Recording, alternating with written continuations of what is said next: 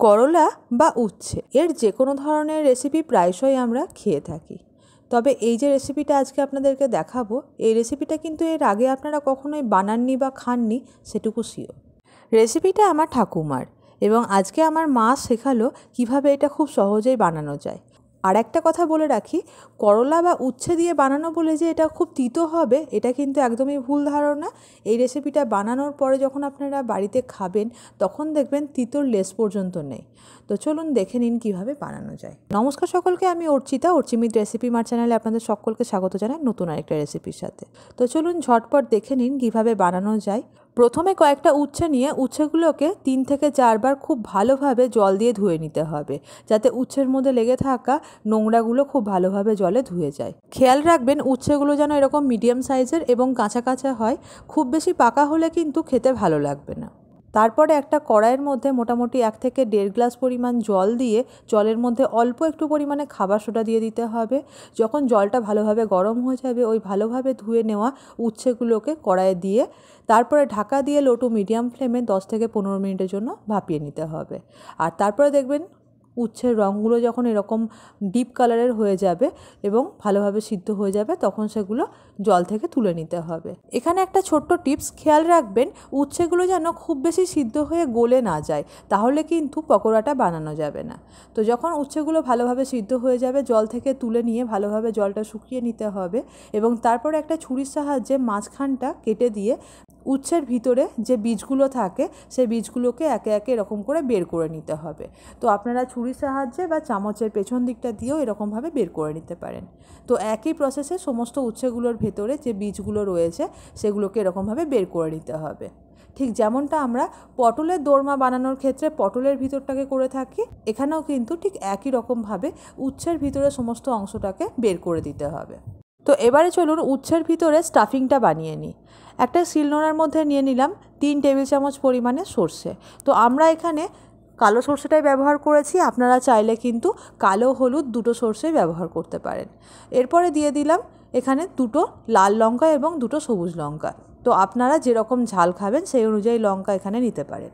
এবারে এই সর্ষে এবং লঙ্কাটার একটা স্মুথ পেস্ট প্রথমে বানিয়ে নিতে হবে। এখানে প্রয়োজনীয় মশলাটা আমরা শিলনোড়ায় বেটে নিচ্ছি, আপনারা কিন্তু চাইলে মিক্সার গ্রাইন্ডারেও বেটে নিতে পারেন। আর দিয়ে দিলাম একটা মিডিয়াম সাইজের টমেটো, এরকম 4 ভাগ করে নিয়ে। এই সর্ষে লঙ্কা এবং টমেটোটা যখন খুব ভালোভাবে বেটে নেওয়া হয়ে যাবে, তখন আবার বেটে নেব একটুখানি তেঁতুলটা আমি এখানে ওই 1 চামচ মতো নিয়েছি। আপনারা পারলে আগে থেকে একটু জলে ভিজিয়ে রাখবেন, তাহলে কিন্তু বাটতে সুবিধা হবে। তো আমরা এখানে তেঁতুলটাকেও একটুখানি বেটে নেব এবং তারপরে দিয়ে দেব ওই আগে থেকে সিদ্ধ করে রাখা যে করলার বীজগুলো ছিল সেইগুলো। তো এবার এই সমস্তটা আবারও খুব ভালোভাবে একবার বেটে নিলেই এই স্টাফিংটা কিন্তু তৈরি হয়ে যাবে। আমার এই রেসিপিটা কিন্তু আমার ঠাকুমার রেসিপি, এবং ঠাকুমা শিখেছিল তার মায়ের কাছ থেকে। তো এই রেসিপিটা বুঝতেই পারছেন ঠিক কতটা পুরনো। দেখতেই পাচ্ছেন সমস্তটা বাটা হয়ে গেছে। এবার একটা কড়াইয়ের মধ্যে নিয়ে নিলাম 2 থেকে 3 টেবিল চামচ পরিমাণে সর্ষের তেল। তেলটা খুব ভালোভাবে গরম হয়ে গেলে তেলের মধ্যে দিয়ে দিলাম অল্প একটু পরিমাণে জিরে, একটু হিং এবং ওই বেটে নেওয়া মশলাটা। এখানে কিন্তু হিংটা পুরোটাই অপশনাল, আপনারা চাইলে দিতে পারেন কিংবা স্কিপও করতে পারেন, তবে হিং দিলে খুব সুন্দর একটা টেস্ট হয়। আর এটা যেহেতু নিরামিষ রান্না, তাই হিংটা কিন্তু খুবই গুরুত্বপূর্ণ, তবে আপনারা চাইলেও দিতে পারেন, নাও দিতে পারেন। তো এবার ওই মশলাটাকে একটু ভেজে নেওয়ার পরে দিয়ে দিলাম অল্প একটু পরিমাণে নুন এবং হলুদ। এবার মোটামুটি 3 থেকে 4 মিনিটের জন্য লো টু মিডিয়াম ফ্লেমে খুব ভালোভাবে মশলাটাকে ভেজে নিতে হবে। এই স্টাফিংটা বানাতে কিন্তু আর অন্য কোনো মশলা বা অন্য কোনো জিনিসের প্রয়োজন পড়ে না। তো দেখতেই পাচ্ছেন এটা বানানো ঠিক কতটা সোজা, আর খেতেও কিন্তু তেমনি অসাধারণ সুস্বাদু। তাই বাড়িতে যদি কোনো রকম গেস্ট আসে, হঠাৎ করে কিন্তু এই ইউনিক রেসিপিটা আপনারা তাদেরকে বানিয়ে খাওয়াতেই পারেন। দেখতেই পাচ্ছেন স্টাফিংটা তৈরি হয়ে গিয়েছে। এবার ওই স্টাফিংটাকে করলার মাঝখানের যে ফাঁকা অংশটা রয়েছে ওখানে চামচের সাহায্যে অল্প অল্প করে ভরে দিতে হবে। এই সময়তে যেহেতু স্টাফিংটা গরম আছে, তাই চামচ দিয়ে ভরাটাই সবথেকে বেটার হবে। তো স্টাফিংটাকে ঢুকিয়ে দেওয়ার পরে এরকম করলার 2 সাইডটাকে ভালোভাবে মুড়ে দিতে হবে। দেখুন আমার মা আপনাদেরকে করে দেখিয়ে দিচ্ছে। ব্যাস, ওপর থেকে করলা, ভেতর থেকে কিন্তু স্টাফিংটা এরকমভাবে আছে। দুর্ভাগ্যবশত আমার ঠাকুমার হাতে এই রেসিপিটা কিন্তু আমার কখনোই খাওয়া হয়নি, তবে আমার মাকে আমার ঠাকুমা এরকমভাবে বানিয়ে খাইয়েছিলেন। তাই ভাগ্যিস মা শিখেছিল, তাই আজকে আমি শিখেছি এবং আমার মাও আপনাদেরকে করে দেখাচ্ছে। সত্যিই রেসিপিটা এতটা ভালো হয় না, আপনারা যখন বাড়িতে বানাবেন এবং খাবেন দেখবেন কেউ বুঝতেই পারবে না যে এটা করলা দিয়ে তৈরি। খেতে কিন্তু অসাধারণ সুস্বাদু হয়। তো মা আপনাদেরকে একে একে বানিয়ে দেখিয়ে দিচ্ছে, আর আমি কিন্তু চেষ্টা করছি আমার মায়ের, আমার ঠাকুমার এরকম ইউনিক রেসিপিগুলো আপনাদেরকে দেখানোর। একে একে সমস্ত করলার ভিতরে মা পুরগুলো ঢুকিয়ে নিয়েছে এবং দেখতেই পাচ্ছেন এটা তৈরি হয়ে গিয়েছে ভাজার জন্য। এরপরে একটা বাটির মধ্যে 3 থেকে 4 টেবিল চামচ পরিমাণে বেসন নিয়ে তারপরে দিয়ে দেওয়া হলো স্বাদ অনুসারে নুন, এবং এরপরে একটু জল দিয়ে এটার একটা স্মুথ ব্যাটার বানিয়ে নিতে হবে। ব্যাটারটার কনসিস্টেন্সি কিন্তু খুব বেশি পুরু হবে না, ঠিক এরকম একটা না পুরু না পাতলা ব্যাটার তৈরি করে নিতে হবে। আর এখানে তেল অলরেডি গরম করতে দেওয়া হয়ে গিয়েছে, তো গরম তেল একটুখানি বেসনের মধ্যে মা দিয়ে দিল।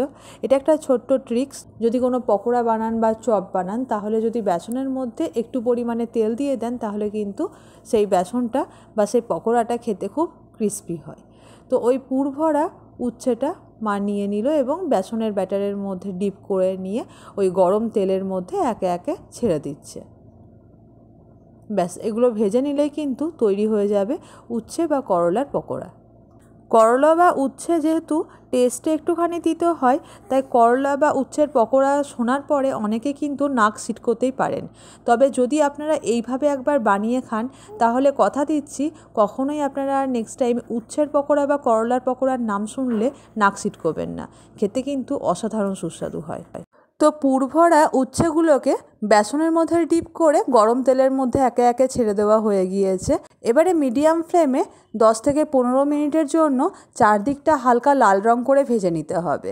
দেখতেই পাচ্ছেন এক সাইডটা এরকম হালকা হালকা লাল রঙের করে ভেজে নেওয়া হয়ে গিয়েছে। এবার উল্টিয়ে দিয়ে অন্য দিকগুলোকেও কিন্তু এই একই রকমভাবে ভেজে নিতে হবে। ব্যাস, তাহলে তৈরি হয়ে যাবে উচ্ছের পকোড়া। খুব সুন্দরভাবে উচ্ছের পকোড়া কিন্তু ভেজে নেওয়া হয়ে গিয়েছে মোটামুটি 10 থেকে 15 মিনিটের মধ্যে। এবারে একে একে তেল থেকে ছেঁকে মা তুলে নিচ্ছে একটা প্লেটের মধ্যে। গরম গরম ভাতের সঙ্গে গরম গরম উচ্ছের পকোড়া বাড়িতে বানান এবং সবাইকে দেখিয়ে দিন যে হ্যাঁ, আপনিও কিন্তু খুব সুন্দর সুন্দর রান্না জানেন। আর উচ্ছের অন্যান্য ধরনের রেসিপিগুলোর থেকে কিন্তু এই রেসিপিটা একদমই আলাদা। আমার ঠাকুমার রেসিপি আপনারাও বাড়িতে বানান। ভালো লাগলে লাইক এবং শেয়ার করতে ভুলবেন না। আর চ্যানেলে যদি নতুন এসে থাকেন অবশ্যই কিন্তু আমার চ্যানেলটা সাবস্ক্রাইব করে পাশে থাকবেন। ধন্যবাদ রেসিপিটা শেষ পর্যন্ত দেখার জন্য। ভালো থাকবেন, সুস্থ থাকবেন।